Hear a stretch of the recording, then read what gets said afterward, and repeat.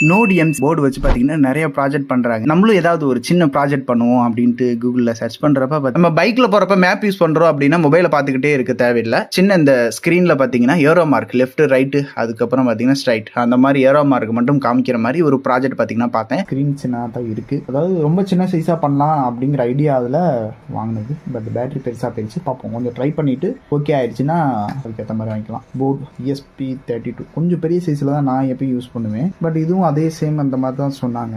வாங்கியிருக்கேன். ChatGPT வச்சு பார்த்தீங்கன்னா கோடிங் ஒர்க்கு முடிச்சாச்சு. அடுத்து பார்த்தீங்கன்னா இந்த போர்டில் வச்சு இதை ரன் பண்ணி தான் பார்க்கணும். கேஸ் பார்த்தீங்கன்னா டிசைன் பண்ணணும். ஃபர்ஸ்ட் எடுத்தோடனே இந்த பேட்டரி வைக்கலான்னு பார்த்தேன். ரொம்ப பெரிய சைஸ், அதனால பார்த்தீங்கன்னா இது வைப்போம்.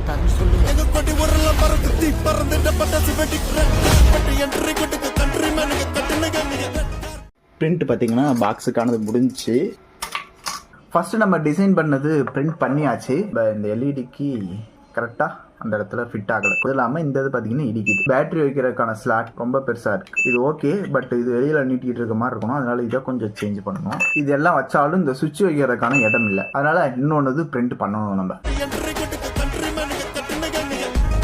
இது இங்கே போர்டு வைக்கிறதுக்கு ஓகேவான்னு பார்க்கலாம்.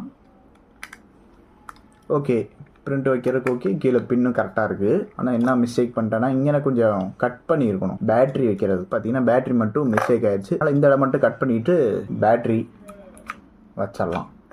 அடுத்து சுவிட்சு அப்படின்ட்டு பார்ப்போம். இப்படி இருக்குது ஆன் ஆஃப். இதுக்கான வயரிங் அந்த செட்டப்லாம் அடுத்தடுத்த வீடியோஸில் அப்டேட் பண்ணுறேன்.